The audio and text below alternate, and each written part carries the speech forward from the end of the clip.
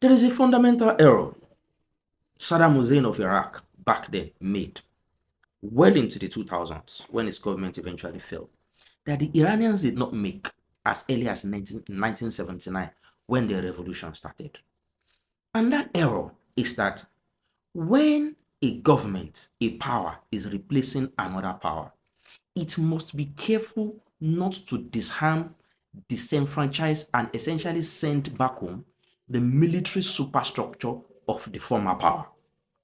You see, when the when the new government of Iraq after Saddam Hussein, when it took power, it disbanded the military of the Ba'ath Party. It sent them home. It disenfranchised them. Unfortunately, when it was time for sedition, when it was time for civil strife against the new government after that of Saddam, the nucleus of that strife and sedition naturally emanated from the same military they sent back home and disenfranchised because they had lost their jobs, they had lost their livelihoods, they had lost the as in they had lost the opportunity to feed, they had lost they had lost the opportunity to take care of their wives and their children.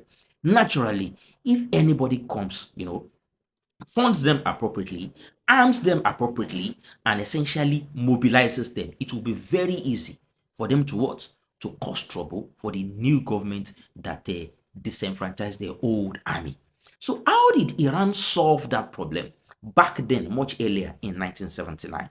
What they did was, you see, after the Shah fell in 1979, Iran inherited a conventional, traditional Iranian army from the Shah government called the Artesh, Artesh, Artesh. So what they did was they did not disband the Artesh.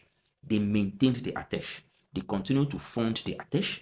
They continued to train the Artesh. They continued to sustain and subsist the Artesh. What they did instead was that they made the Artesh one pillar and added a second pillar to the Artesh. And what was the second pillar? The second pillar is the Islamic Revolutionary Guard Corps, that is called the IRGC.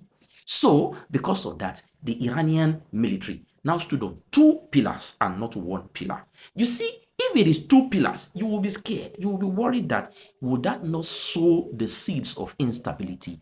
Would that not sow the seeds of competition? But what actually happened eventually was that it was what positive competition, healthy competition.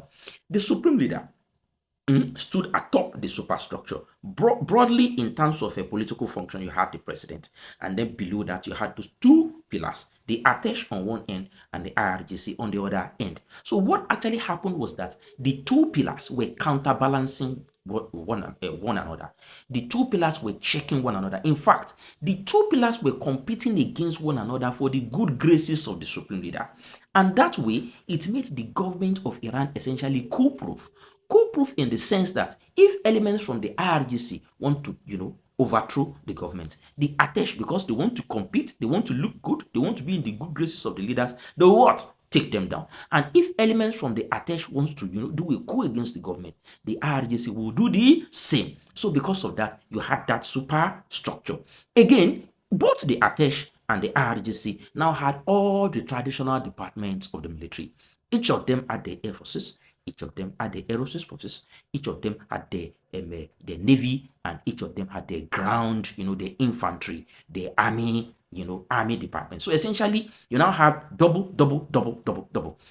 Naturally, because the Atesh is much older and much more established, they had a lot more in terms of manpower. Number for number, the Atesh numbered much more than the IRGC. However, because the RGC was specially created, a new contraption whose major goal is to protect the so-called Islamic Revolution, they had more, they were more techy, lesser in number, but they had some of the so-called most advanced weapons, so-called most advanced, toys, so to say, military toys to play with. Very importantly, too, the IRGC was much more involved in the economic activities of the new Iranian state post-revolution compared to the Atesh. So the IRGC had less numbers, but it had more in terms of the modernity of the weapon systems it controlled. While the Atesh had much larger numbers, but they had more of the legacy old school systems, so to say. Now, below the Atesh and the IRGC, now came the youths. What are the youths called in Iran? They are called the Basijis. You see, the Basijis are essentially like the Boy Scouts.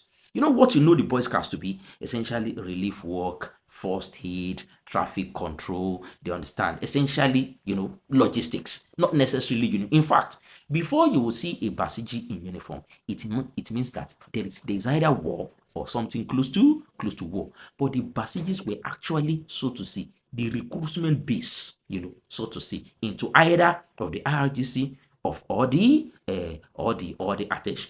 The Basij also had the largest numbers. Before the war started, they numbered between 1 to 2 million. However, particularly under the threat of the possibility of a ground invasion by the Americans, because of the Strait of Hormuz battle, the ranks of the Basijis has actually swelled, as a last count early today, to as much as 7 million.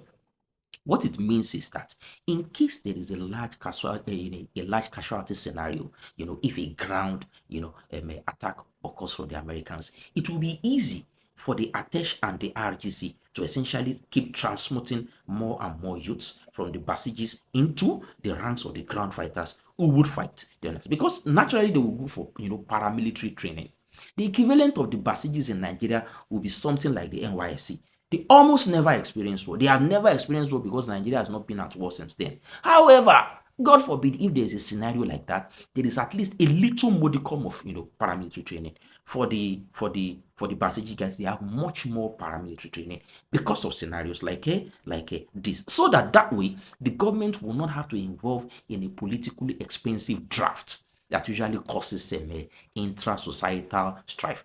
And in the milieu of the so-called rally around the flag effect that I've discussed earlier, almost everybody wants to contribute to the war effort in one way or the other, including women, including children, including even the handicapped.